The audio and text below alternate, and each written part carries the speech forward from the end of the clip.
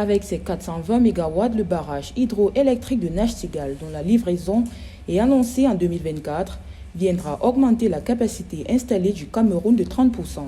Pour le président de la République du Cameroun, cet ouvrage, avec d'autres projets solaires initiés dans le septentrion, permettra d'améliorer substantiellement la qualité de la DZ en électricité après des coupures subies par les populations dans plusieurs villes en 2023. Le barrage de Nachtigal, d'une capacité de 420 MW, sera mis en service dans quelques jours.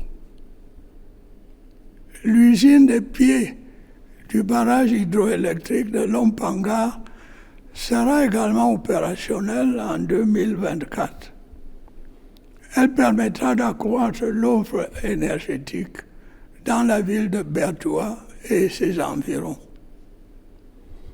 Plusieurs autres projets d'ouvrages hydroélectriques sont également envisagés ou en train d'être lancés.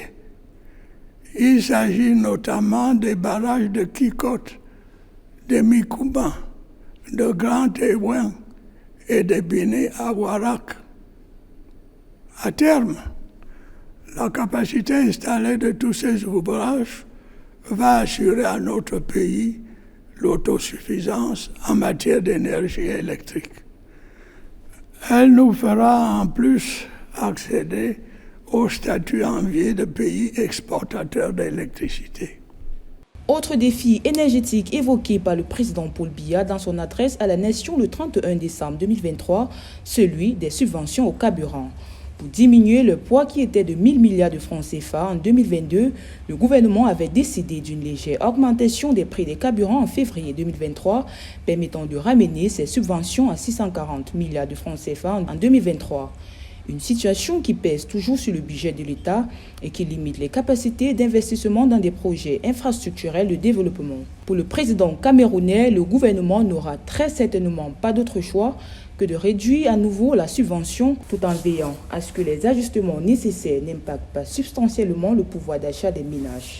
Vous devez savoir que dans le but de maintenir les prix à la pompe à leur niveau actuel, qui est largement inférieur à celui pratiqué dans les pays voisins, l'État doit, au prix d'importants efforts financiers, fortement subventionner les importations de produits pétroliers. Outre le secteur énergétique, le président Paul Biya évoque des perspectives prometteuses au niveau économique avec la mise en œuvre du plan triennal intégré d'import-substitution pour la période 2024-2026 qui devrait permettre d'assurer la souveraineté alimentaire et de réduire le déficit de la balance commerciale du Cameroun estimé à 1 500 milliards de francs CFA par an. Le secteur des mines est aussi présenté comme un secteur en essor pour la prospérité économique avec le démarrage de l'exploitation des gisements de fer de Kribi, Lobé, Bipindi, Grand Zambi et Balam Nabeba.